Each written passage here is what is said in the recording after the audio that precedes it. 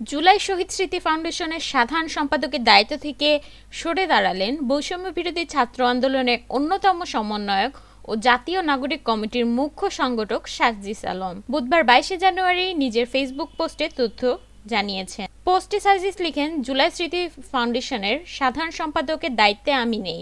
এই ফাউন্ডেশনের গতি ত্বরান্বিত করার জন্য ফাউন্ডেশনের গঠনতন্ত্র, কাঠামো ও কাজের প্রক্রিয়াতে পরিবর্তন আনা হয়েছে।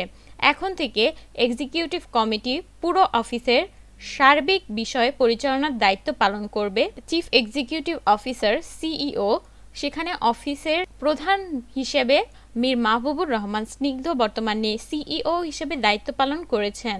গভর্নিং বডি ফাউন্ডেশন পলিসি মেকিংয়ে কাজ করবে, যেখানে মাননীয় প্রধান উপদেষ্টা সহ 4 জন উপদেষ্টা রয়েছেন। সাধারণ সম্পাদক নামে কোনো পদ এখন নেই। এই ফাউন্ডেশনের প্রথম আর্থিক সহযোগিতা শুরু হয় 1 ডিসেম্বর, অফিস চালু হয় 15 অক্টোবর থেকে। আমি সাধারণ সম্পাদক হিসেবে দায়িত্ব গ্রহণ করেছি 21 অক্টোবর। 31 ডিসেম্বর পর্যন্ত 2 মাস 10 দিন আমি দায়িত্ব পালন করেছি। অথরিটি 7 ডিসেম্বর হস্তান্তর হয় এবং অফিসিয়ালি আমি দায়িত্ব শেষ করি।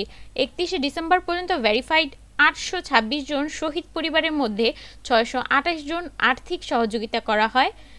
পাশাপাশি 11,000 ভেরিফাইড আহতের মধ্যে 2,000 আহতকে আর্থিক সহায়তা করা হয়। যতদিন পর্যন্ত আমি সর্বোচ্চ সময় ফাউন্ডেশন দিতে পেরেছি, ততদিন আমি দায়িত্ব পালন করেছি।